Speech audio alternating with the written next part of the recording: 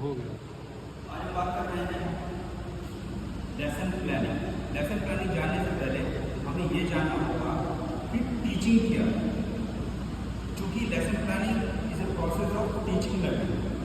तो इससे पहले जब टीचिंग पे बात करें तो बात आती है लर्निंग क्या है, व्हाट इज लर्निंग, अधिगम क्या है, बताइए अधिगम क्या है। सर, जिससे हमारे व्यवहार में वांछित परिवर्तन आए। व्यवहार में वांछित परिवर्तन अधिगम क्या है।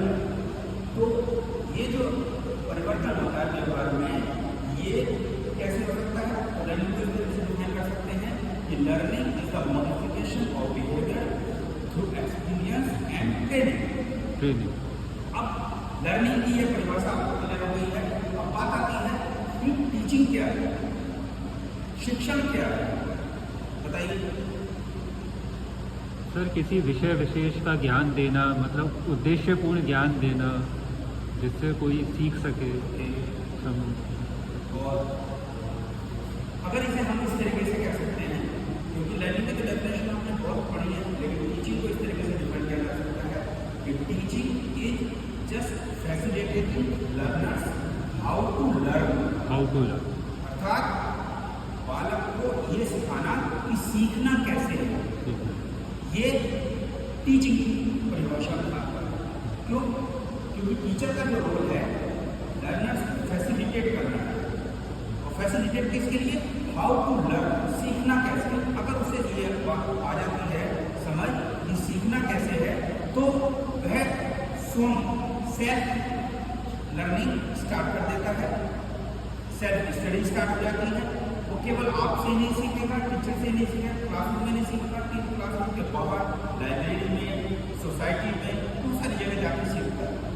लेकिन जब हम बात करते हैं क्लासरूम की, तो जो औपचारिक शिक्षा है उसमें क्लासरूम टीचिंग का बड़ा महत्वपूर्ण भूमिका है। उसके लिए हर टीचर को लेसन प्लानिंग आना चाहिए कि हमें अपने कंटेंट को किस तरीके से डिलीवर करना है, इसकी एक प्लानिंग तैयार करनी है। तो लेसन प्लानिंग से पहले अगर आपको समझना है तो उसमें दो चीज़ें महत्वपूर्ण हैं कि जो टीचिंग होती है उसके 3 फेजेस होते हैं। कितने फेजेस होते हैं? 3 फेजेस होते हैं। पहला फेज होता है pre active phase, second is inter active phase, and last is post active phase.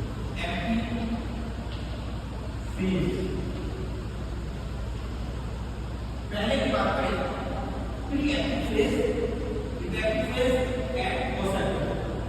Pre active phase है कि टीचर के क्लासरूम में आने से पहले जितनी भी वो तैयारी अपने शिक्षण के लिए करता है, that comes in pre active phase, वह पूर्व क्रिया अवस्था के अंतर्गत आता है। तो शिक्षण की जो पहली अवस्था है उसमें टीचर प्लान करता है कि मुझे कैसे बच्चों को हैंडल करना है, बच्चों को कंट्रोल करना है, कौन बच्चे मुझे मदद करेंगे, कौन बच्चे मुझे मदद नहीं करेंगे, तो उनके लिए किस तरीके से मुझे प्लानिंग करनी है, मेरी स्ट्रेटजीज क्या होंगी, मेथड ऑफ टीचिंग क्या होंगी, किस तरीके का मैं पीएलएम यूज करूँगा, वो सब प्री एक्टिव फेज के अंदर आता है। तो इस तरीके से हम कह सकते हैं कि जो लेसन प्लानिंग है वो सब टीचिंग के जो पहला फेज है, प्री एक्टिव फेज है, उसके अंतर्गत आता है। दूसरा जो फेज है इंटरएक्टिव फेज। जब टीचर क्लासरूम में एंट्री करता है तो क्लासरूम में एंट्री करने के साथ इंटरएक्टिव फेज स्टार्ट होगा। अर्थात जब कंटेंट की डिलीवरी होगी, टीचर अपने कंटेंट को स्टूडेंट्स के सामने डिलीवर करेगा, तो उसमें बच्चों के साथ इंटरेक्शन होता है, स्टूडेंट्स के साथ इंटरेक्शन करता है। टीचर सवाल पूछता है, बच्चे आंसर करते हैं, स्टूडेंट्स सवाल पूछते हैं, टीचर आंसर करता है। तो ये जो प्रोसेस है, टीचिंग लर्निंग प्रोसेस है, जो भी आपने प्री एक्टिव फेज में प्लानिंग की है, वो सारी की सारी इंटरेक्टिव फेज में आके उस प्लानिंग को क्लासरूम में एग्जीक्यूट करना पड़ता है। तो इंटरेक्टिव फेज बहुत महत्वपूर्ण फेज है। इसे कंप्यूटर की लैंग्वेज में जैसे इनपुट प्रोसेस एंड आउटपुट होता है, तो जो प्रोसेस है वो क्रिया वो प्रोसेस इंटरेक्टिव फेज के अंदर आता है। Then comes post active phase of teaching. तो शिक्षण की जो तीसरी अवस्था है वो है post active phase. Post active phase के अंतर्गत क्या आता है? पोस्ट एक्टिव में जो आपने रिएक्टिव फेज में प्लानिंग की थी, इंटरेक्टिव फेज में आके आपने उसको डिलीवर किया, उसको एडमिनिस्ट्रेट किया। अब उसके बाद आप ये जानना चाहेंगे कि जो ऑब्जेक्टिव्स हमने इस कंटेंट डिलीवरी के लिए आज की क्लास के लिए डिसाइड किए थे, उसकी कितनी अचीवमेंट हो पाई है, वो कितने ऑब्जेक्टिव हमें अचीव हो पाए हैं, इसके लिए टीचर इवैल्यूएशन करता है। तो इवैल्यूएशन का जो पार्ट है that comes in the post active phase of teaching. तो इस इवैल्यूएशन के फेज में ये पता चलता है कि जो हमने प्लानिंग की थी, अर्थात जो इनपुट तैयार की गई थी, वो कितनी उन उद्देश्यों की प्राप्ति हो पाई है, और जिन उद्देश्यों की प्राप्ति नहीं हो पाई है उनके क्या कारण हैं। तो इन सब चीजों का जो पता चलता है टीचर को, वो पोस्ट एक्टिव फेज के अंदर चलता है। इस तरीके से टीचिंग की जो प्रोसेस है वो पूरी 3 फेजेस में कंप्लीट होती है। इसके साथ ही टीचिंग के जो 2 एलिमेंट्स होते हैं, आप में से कौन बताएगा कि टीचिंग के कितने एलिमेंट्स कौन कौन से होते हैं?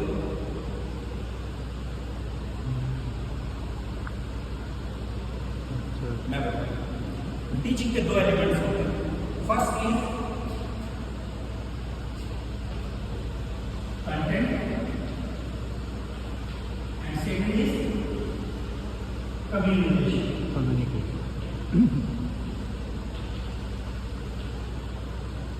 First is content. टीचिंग का जो पहला एलिमेंट है, जिसमें आपको ये जानना चाहिए कि विषय वस्तु, हिंदी में से कहते हैं कंटेंट को विषय वस्तु। तो सबसे पहले टीचर को अपने कंटेंट पर मास्टरी होना चाहिए। अगर किसी टीचर को अपने विषय वस्तु पर दक्षता है तो वह बच्चों के लेवल को समझते हुए अपने शिक्षण को संचालित करे। दूसरा जो एलिमेंट है टीचिंग का और महत्वपूर्ण एलिमेंट है दैट इज कम्युनिकेशन। हिंदी में इसे कहते हैं संप्रेषण। आपने पिछली कक्षा में पढ़ा भी होगा कि कम्युनिकेशन क्या है, अर्थात जो कंटेंट आप डिलीवर करने जा रहे हैं उसको कितनी गुणवत्तापूर्ण, कितने प्रभावशाली ढंग से आप बच्चों तक पहुंचाते हैं, ये कम्युनिकेशन के अंतर्गत है। तो टीचिंग के लिए दोनों महत्वपूर्ण तत्व हैं।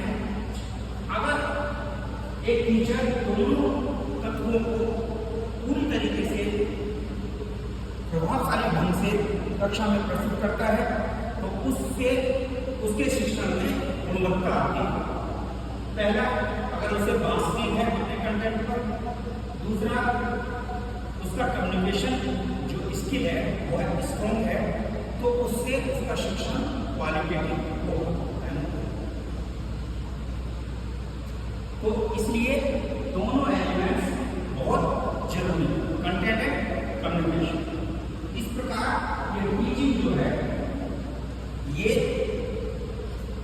इसके लिए लेसन प्लानिंग जो हम आज हमारे टॉपिक है उसमें वो बड़ा महत्वपूर्ण है कि इसके लिए हमें प्लानिंग आए। टीचिंग एक आसान कार्य नहीं है कि अगर हम ये सोचें कि शिक्षण बहुत आसान कार्य है और कोई भी आके बिना तैयारी के कर लेगा। कहावत ये है कि अगर कोई शिक्षक बिना तैयारी के क्लास में जाता है, अपनी कक्षा में जाता है, तो वह विद्यार्थियों का नाश करता है। इसलिए आप सब लोगों को, क्योंकि आप भविष्य में टीचर बनने जा रहे हैं, यू आर फ्यूचर टीचर, आप बीएड के प्रशिक्षणार्थी हैं, तो इसलिए आपको इस बात को गांठ बांध लेना है कि जब भी आप कक्षा में जाएं तो पूरी तैयारी के साथ जाएं।